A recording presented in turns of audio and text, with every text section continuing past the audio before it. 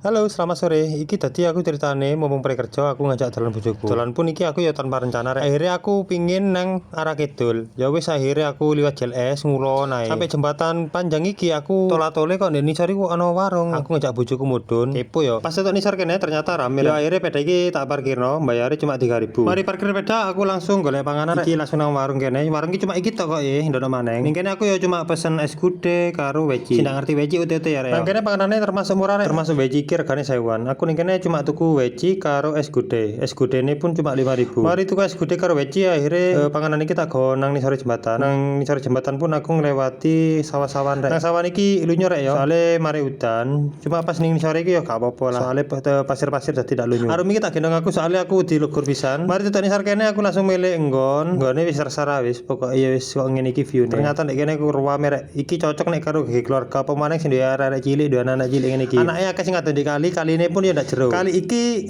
termasuk pembuangan lahar dingin ya rek ya. Cuma iki alhamdulillah ndak saiki ndak ono lahar dadi ya lumayan aman tapi ya juga waspada. Dadi ning kene sapa sing wis tau mrene utawa sing durung tau mrene rek iki rekomendasi banget untuk keluarga. Aku mrene pun teko omah sampe kene iku mek entek 15.000 teko jajan weci, es gudeg karo ciki-ciki ngene iki. Piye menurut arek? Dadi iku nek jaraku nek dalan iku ndak harus larang, sing penting keluarga bahagia. Oke, terima kasih yo.